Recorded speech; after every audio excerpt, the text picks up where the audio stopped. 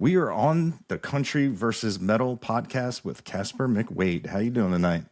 I'm doing well. I'm doing well. Dude, thanks for taking the time to talk. Yeah, man. Yeah, glad to be here. Glad to be here. So I did some digging today, and it sounded like you're like the complete opposite of myself, where you started uh, with country music, growing up with country, and then later in life, someone showed you some of the heavier side Oh yeah, of metal. yeah, and yeah. Then did that for a while, and of course in Oklahoma, rural Oklahoma, you're not finding gigs that are going to sustain life, let alone gas money. Not playing metal anyway. Yeah. And I went back to my roots with some country music. I'd never really quit writing country. I just wasn't pursuing it. Yeah. Now, I know you have a rock and roll album coming out. Yeah, it's coming out here real soon. I've got some uh, there's some pretty hard hitting tracks on that, man. And my diehard country fans are probably not going to understand it, and that's okay. I mean, it's not for everybody. Matter of fact, if I'm being honest, this release isn't for anybody but me. It's just stuff that I wrote years ago, and back then we had $0 for any kind of promotion or production or recording, and I just wanted to get them recorded because they're all original tunes, and I had a shitty demo that I was listening to, just kind of refresh my memory, and I was like, I've really got to get these done right, and so we finally did. I got them all recorded. Yeah, and it's being released under Casper McWade, right?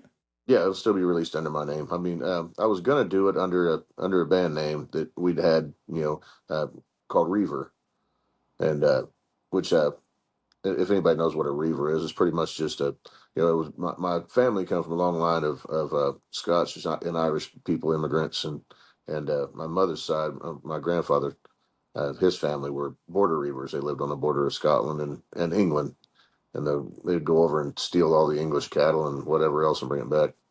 But so yeah, we're having an issue now.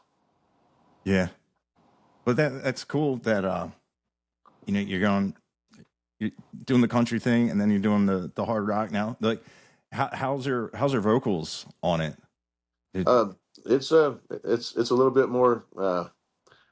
little more guttural, and some of these songs are definitely got a metal flair. But if I was to say, I would say they're more punk rock even than metal. But but there's definitely the drummer is absolutely a metal drummer, and some of the riffs are just pretty crunchy. You know, Yeah, so so yeah, I'm super stoked about it. I hope that everybody digs it, and we're just waiting on the artwork to come back. As a matter of fact, the people at the vinyl pressing have hit me up today, even asking when they're going to see some content. They're ready to start pressing it. But the artwork is insane, man. It's Isaac Denton is an amazing artist, and so I contacted him to get on it because I was like, well, I want the art on this. I want you to look at this album cover and know it's not a country record, and but it's him and his one of his good buddies and mentors, a fellow named Tony Moore. I don't know if anybody knows who that is, but they should because he's the creator of The Walking Dead, and so he's one of the guys. Him and Isaac are the artists on my album cover, and so it's pretty cool. And like I was saying, it used to have a band called Reiver, so we decided to release it under my name, considering that band doesn't exist anymore. And but the drummer that's playing on the record, he's the original guy. Been with me for a lot of years, and so we named the album "Curse of the Reiver." And so nice. it's gonna be pretty slick. Yeah, I like how it's under your name because I made the mistake with the country guy. I listened to his metal project, and I was like, man, the voice is great. And I said something about like the guitar tone, and then I actually got to sit down with somebody in that band, and I was like, man, I have to tell you, like, I didn't know it was you guys. And he was like, well, that's honesty. And Right? and he said something. Well, you probably it's Drew Herrickle. He said, man, Oh some yeah, no, song, yeah, oh, he's fantastic. he kind of gave like a really good explanation of like you can still find like heaviness in country Yeah, with the lyrics. When the lyrics are heavy, the music hits just as hard, and it doesn't need all that distortion. And I thought that was a great point because a lot of your songs on your countryside, like I feel like after like listening to them, like I wanted to buy him a drink, you know, right. because some of them are like, man, is this guy okay? Like they're like, it's just like a lot of Yeah, them are like so sad and like very truthful and honest, and if you've been through something like that, very very relatable.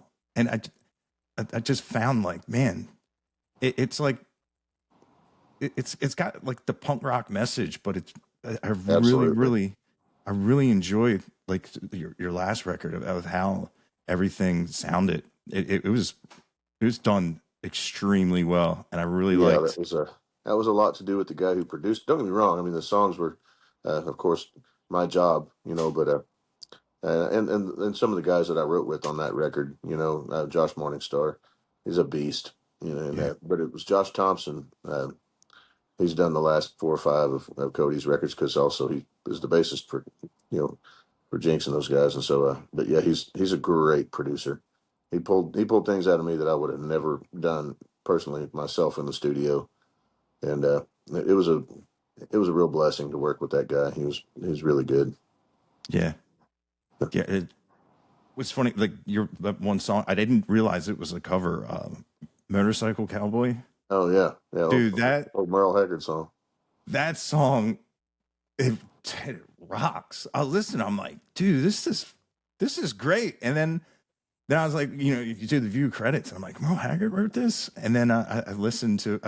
I found out like I never really have listened to any old Merle Haggard because Really, yeah. I was like, That one it, was um, it was an easy choice for me to record that one.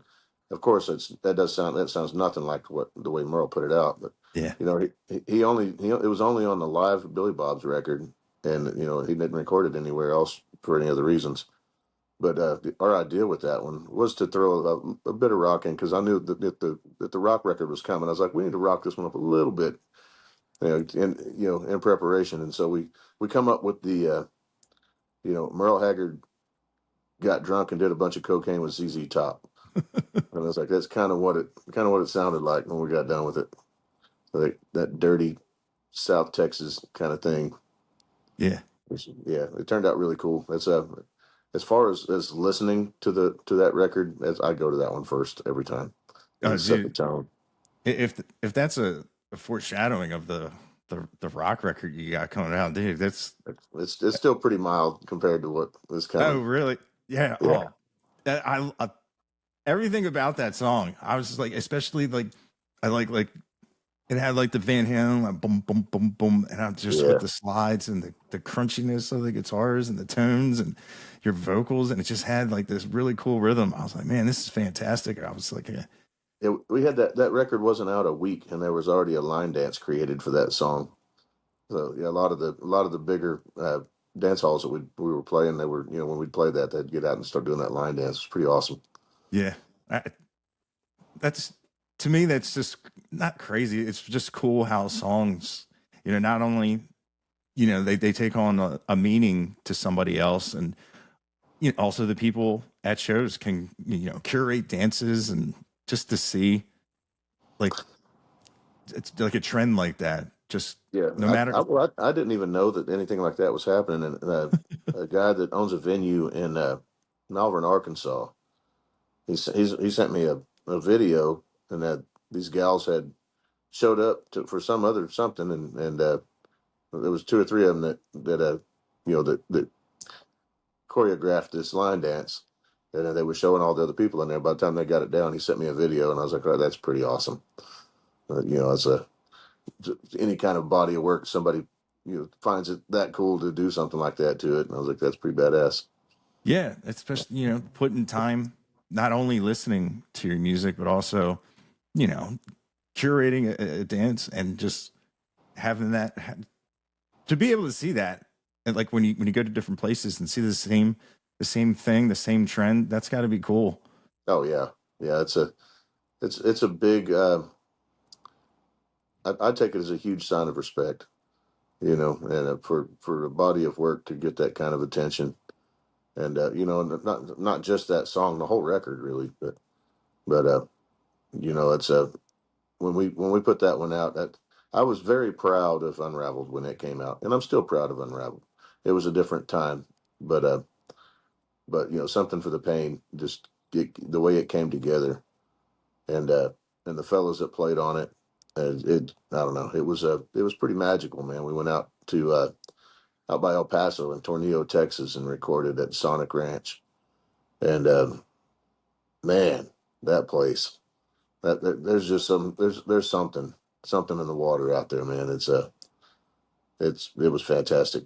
Yeah, Nathaniel Ratcliffe was in the studio next. He was like 5 studios right there on that land.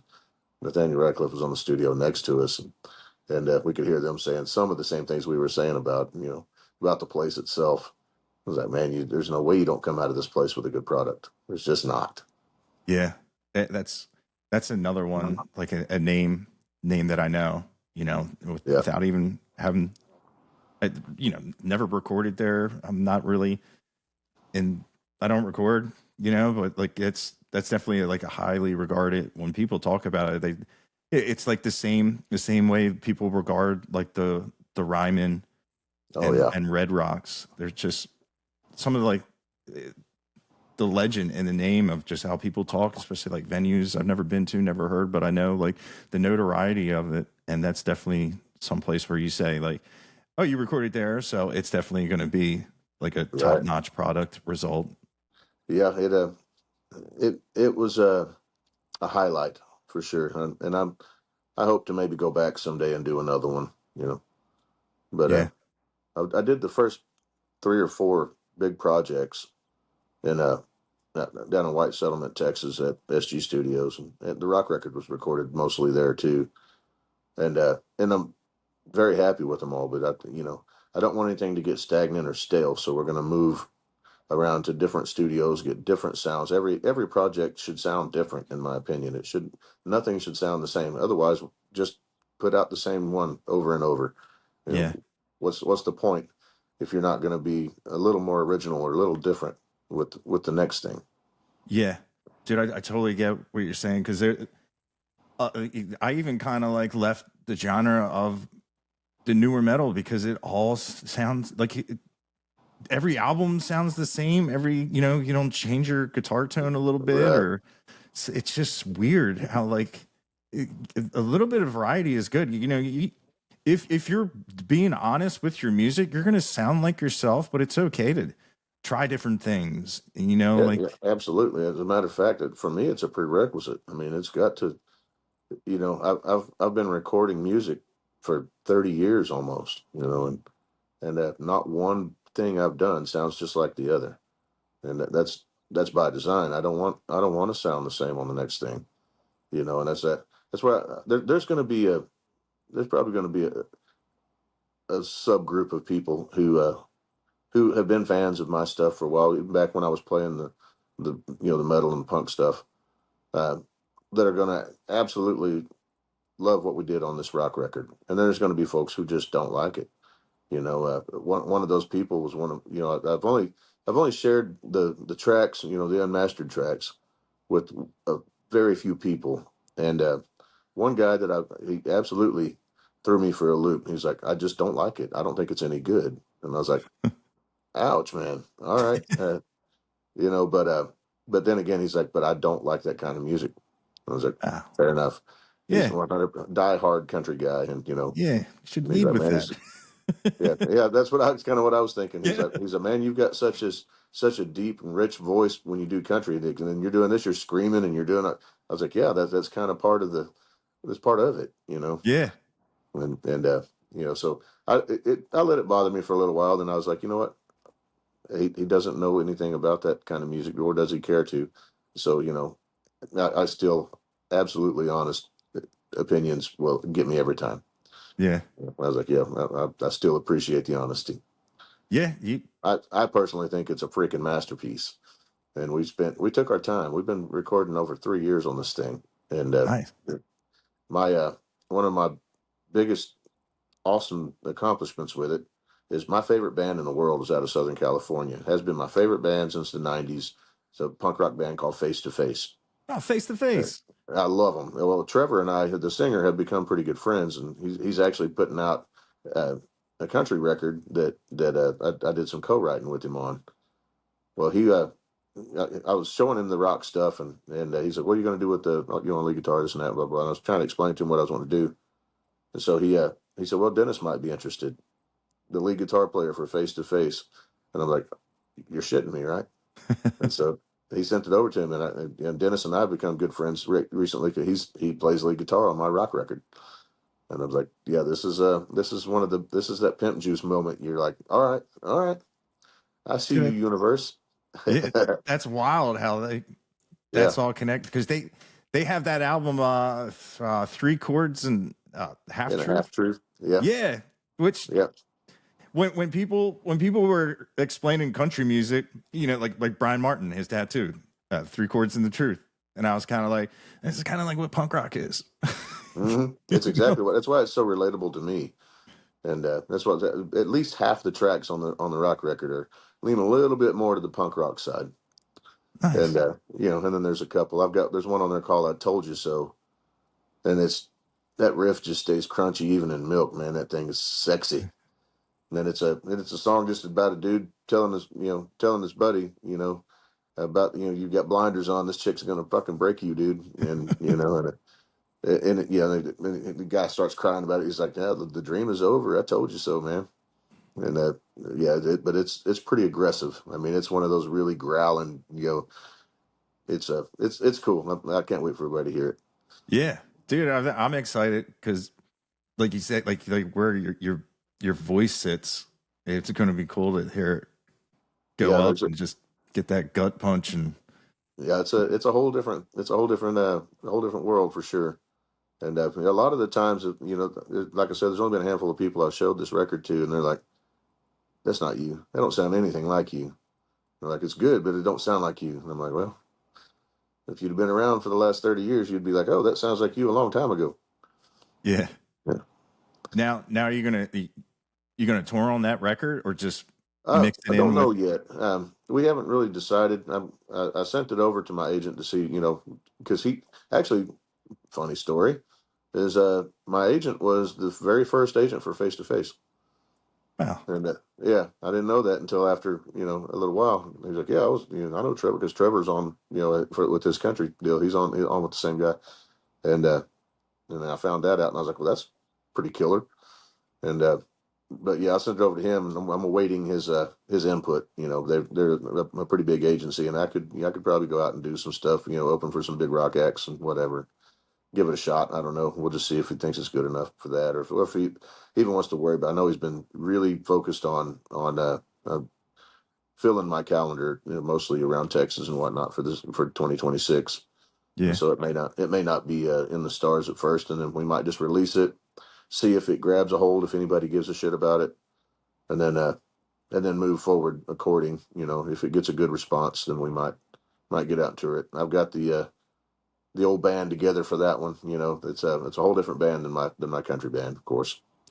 Uh, it's two lead guitars and me on rhythm, and then of course bass and drums and all that. But it's a lot of guitar work.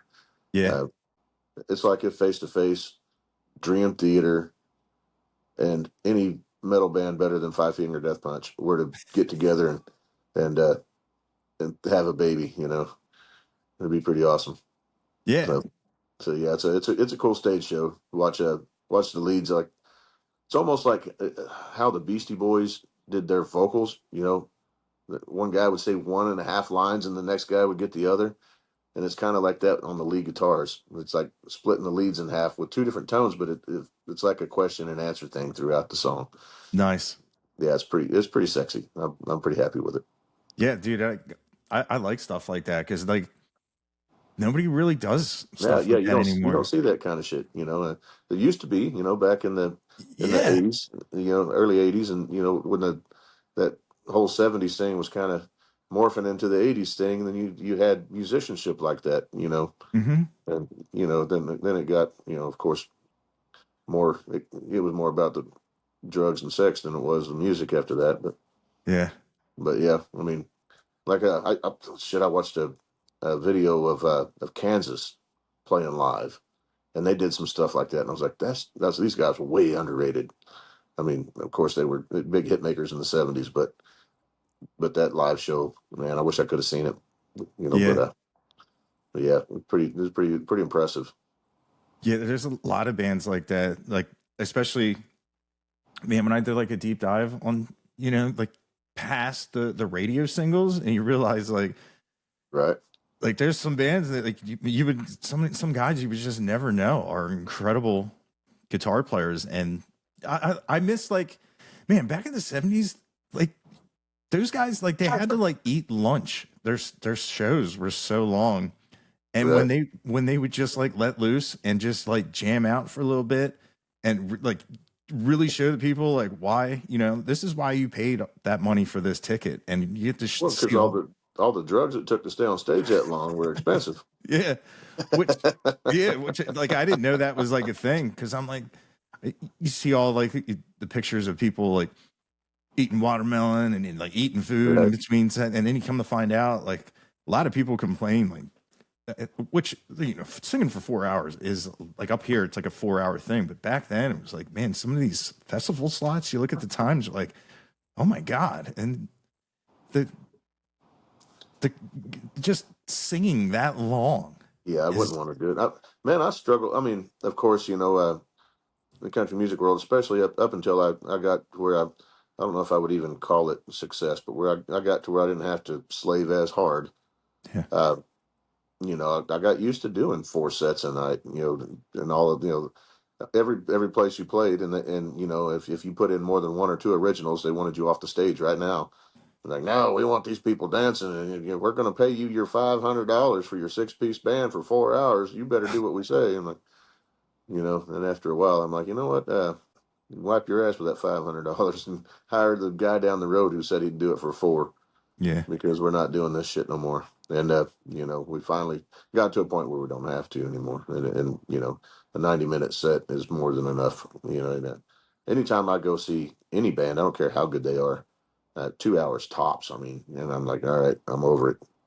yeah. Yeah, yeah, I, yeah, I'm the same way. I want it to end, but at the same time I don't want it to end.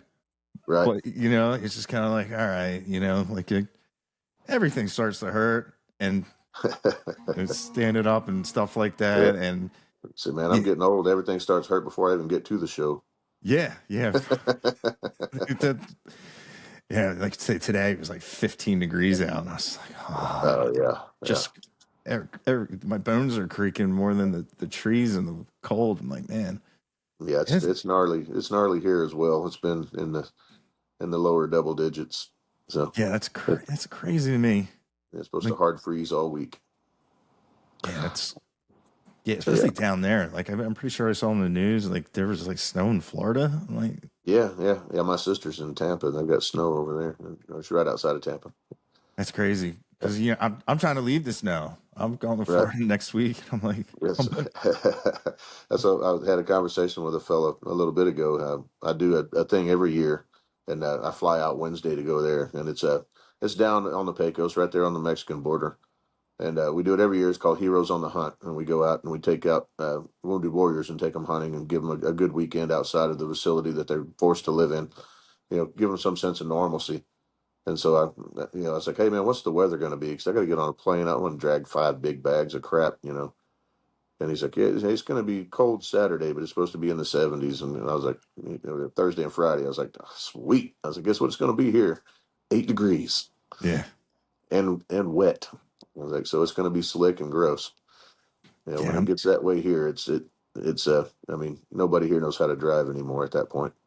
I was gonna say, especially, yeah, because you're not used to it. Like, Yeah, I live way out in the sticks, man. So I've got 4-wheel drive anyway, but uh, but yeah, I don't worry about me. I worry about everyone else. yeah, Folks who think they got to lock their brakes up at the first sign of slippage, and they slide into everybody. yeah, and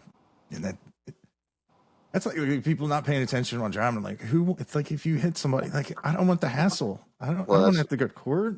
Like Yeah, just my youngest is about to go get her permit, her driving permit, and that's one of my biggest worries is, especially in inclement weather, you got some teenage kid on their cell phone playing whatever bullshit game they play nowadays yeah, and driving and not paying attention. And I'm like, no, So I told my son, I've ridden motorcycles my whole life. Since I was 5, been on 2 wheels, and it scares the shit out of me to think of one of them getting on a bike. I was like, you ain't got to worry about everybody, about yourself. You got to watch everyone. yeah, Nobody's paying attention. yeah. Dude, everybody should experience that. Like I've get had, on a bike, and you'll that will transcend into you when you're in a cage while you're yeah, driving a car. Because man, because it's I haven't been on my bike in a while because I've seen just so many accidents, and it's just like so I've been in a couple. There's 2 that I wasn't supposed to walk away from, and I'm still mm, here. But when I was riding with an MC, man, I mean, you can imagine you're on 2 wheels all the time, and I was the boss of my chapter, so I couldn't just not go. I had no choice. I had to be out and moving. Since I retired from that and focused on my career, the bike doesn't get ridden near as much as it used to. yeah, But yeah, I secretly hope the kids are like, yeah, I don't really want a motorcycle. I'm like, all right, cool. yeah, yeah. It's nuts. I remember the first thing my dad did, like when I was just going out by myself, he took the radio out. He's just like drive. That's all Right? you drive, and it was stick. So even if Oh I yeah. wanted, even if I wanted to do something, like it, it wasn't a nice car. So you're shifting like 3 gears just to go over 35. So it was, Yeah. but it kept me. You're Yeah, connected to the keeps you car. focused. Yeah. Yeah. Now like the, the one car, it's got adaptive cruise. It's Yeah, yeah. My truck has a lane assist and all kinds of shit. You can just let go of the steering wheel and it'll go on its own. yeah, And I'm like, it's yeah, this crazy. is this is cheating, man. I don't. This ain't driving. Yeah, This is nap time and behind the steering wheel. yeah, So I don't ever turn that shit on. It's got to stay off. yeah, yeah. I hardly ever use it too. But with touring life, are you good on the road?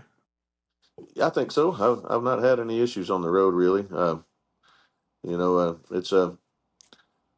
It took me a lot of years to not be so proud as to pull off and take a nap if I need one. Mm, But that and to learn to leave 2 hours before you're supposed to for the unseen. yeah, You never know what could happen. I've got to. I've only ever, I think, ever uh, canceled maybe 3 shows in my life. I will not cancel a show if I can be there. I mean, my word to me, my word is my bond. That's the way I was raised. I've got a venue owner and people who actually give a shit about my songs showing up to hear me. I don't. There's no. Well, I just don't feel like it today. Bullshit. They might not have felt like it either when they bought a ticket. They probably felt better than they do today, but they're here, so you yeah, better have your ass there too. yeah, And dude. so so yeah, I've been real lucky with that. So I mean, I've got to think I'm at least a decent driver. If I'm smart enough to not try to. Yeah. Oh, I think we just got a. Yeah, it says recording has stopped.